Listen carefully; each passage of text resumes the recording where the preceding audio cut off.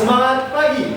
Pagi, pagi, pagi, Allahu Akbar. Semangat pagi. Pagi, pagi, pagi, Allahu Akbar. Tes Miftah Sada Soleh, pintar, terampil, dan mandiri. Baik. Untuk pertemuan kali ini, Bapak ingin melaksanakan sosialisasi P5 dan PPRA. Nanti akan Bapak jelaskan, tapi sebelum memasuki kegiatan sosialisasi ini, Bapak mohon kepada Safa Wanita untuk memimpin doa untuk mengawali kegiatan hari ini. Silakan. Sebelum memulai kegiatan pada pagi hari ini, marilah kita bersama-sama berdoa. Bismillahirrahmanirrahim. Rabbi zidni Ilman warzuqni fahman.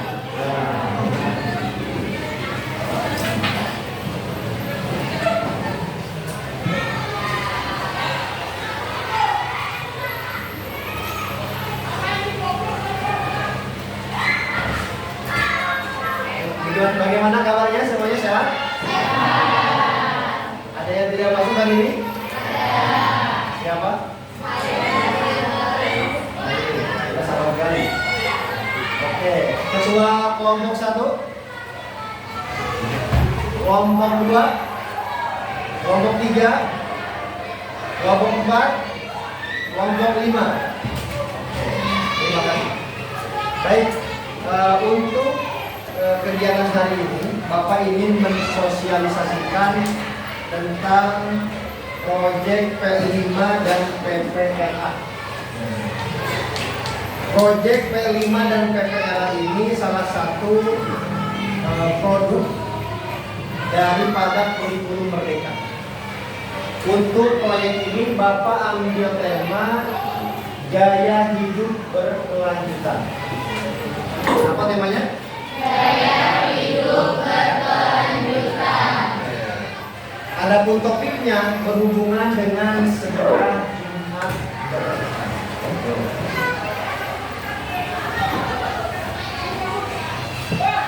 Baik. Untuk proyek ini nanti teknisnya adalah kalian masing-masing kelompok memasuki kelas 7A, 7B, 7C, 8A, 8B, dan juga 9A, 9B sesuai dengan kelompok yang sudah Bapak bagikan. Tugasnya kalian masuk ke kelas, kemudian melakukan penggalangan dana. Kemudian setelah itu kalian total berapa jumlah pendapatan dari masing-masing kelas.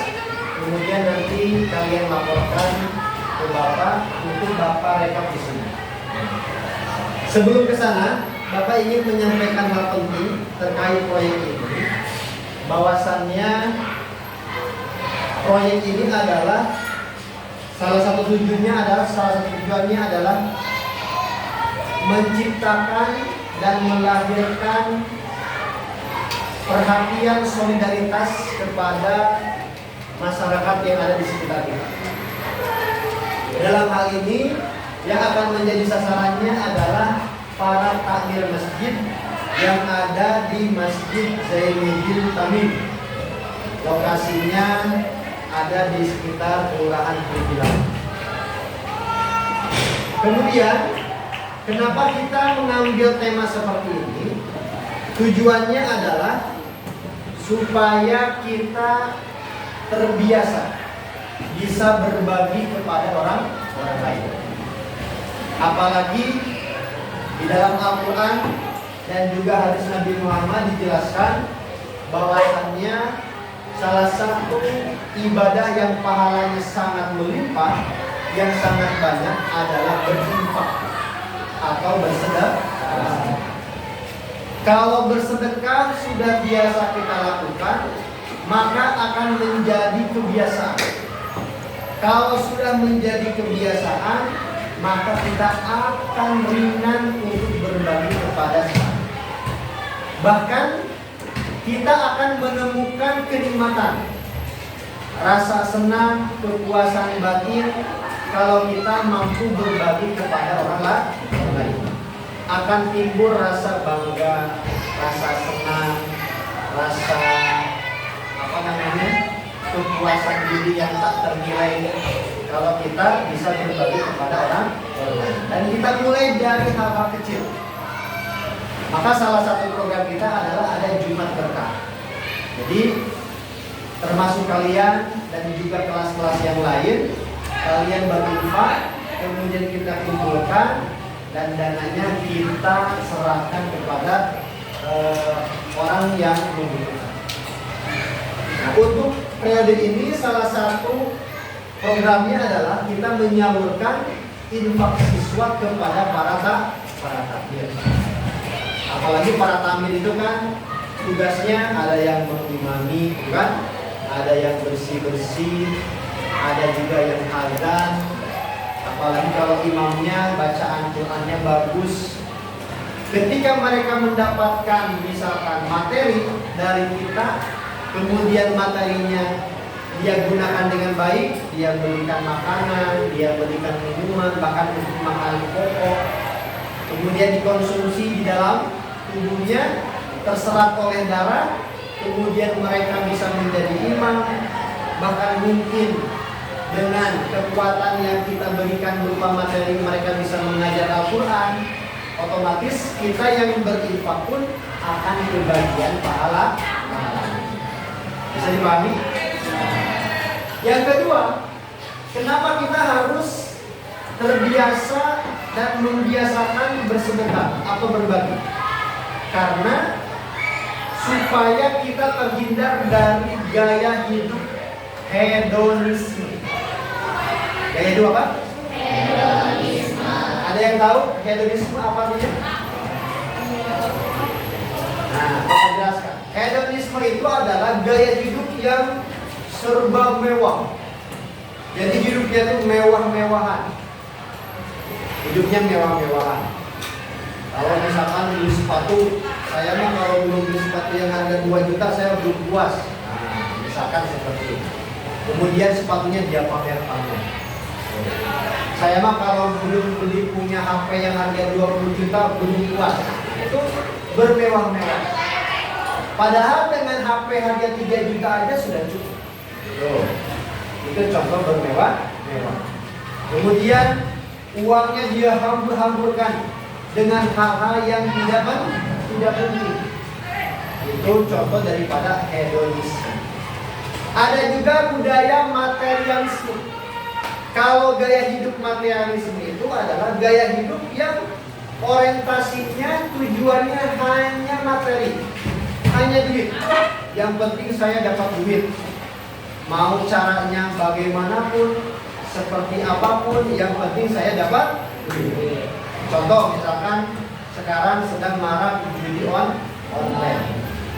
Pak, saya dengan modal 20.000 bisa dapat duit belasan juta. Nah, itu dia ingin menghasilkan uang, tetapi dengan cara yang salah. Yang penting dia dapat uang, yang penting dia dapat duit, dia mengerjakan bahkan dia dilarang oleh agama. Nah, pembiasaan bersedekah ini ingin membackup dan membendung pola hidup hedonisme dan materialisme. Dengan kita berbagi kepada orang lain, tentunya kita bisa melihat, oh ternyata ada orang yang jauh lebih rendah taraf kehidupannya daripada kita. Kan? Bisa jadi di luar sana itu banyak seusia kalian yang jam segini pagi-pagi seperti ini, ada yang di pinggir jalan, minta-minta, ya kan? Tidak sekolah, tidak punya pendidikan. Maka masa depan mereka sangat suram. Kalau di masa remaja, tetapi mereka tidak mencari ilmu. Kita berangkat dari sini ingin menumbuhkan rasa empati, simpati kepada orang lain. Maka kita harus bersyukur. Oleh karena itu dengan program ini mudah-mudahan bisa menumbuhkan rasa kepedulian sosial kepada orang lain. Kemudian tugas kelompoknya adalah yang pertama, masing-masing kelompok yang sudah Bapak bentuk, tugasnya adalah penggalangan dana infak ke kelas. Jadi ke kelas, ada yang ke kelas 7A, 7B, 7C dan sebagainya. Setelah penggalangan dana, kalian menghitung pendapatan dana tersebut. Kira-kira kelas 7A ada berapa? Kelas 7B ada berapa? Nanti kita akan total. Nah, setelah menghitung, kita akan berkoordinasi dengan DKM Masjid Zainuddin Tamim. Karena kita kalau mau mengadakan acara dimanapun kalian berada harus ada koordinasi. Contoh misalkan kalian ditakdirkan jadi orang kaya dermawan, kan?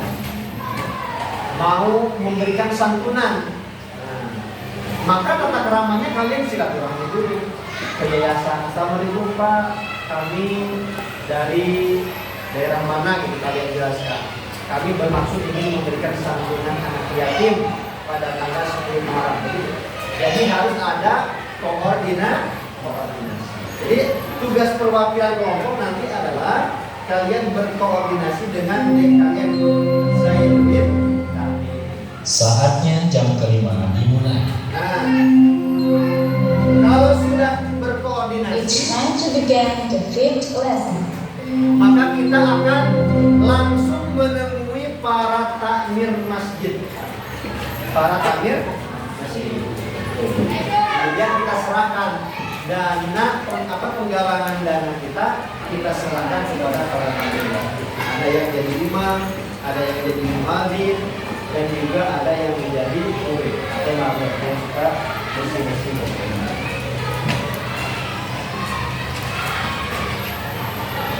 Oke, ada yang ditanyakan sampai di sini? Jadi tugas kalian adalah yang pertama kalian melakukan penggalangan dana, yang kedua menghitung, setelah itu kita berkoordinasi dengan ketua DKM Masjid. Setelah itu adalah penyerahan dan penyaluran dana infak kepada para takmir.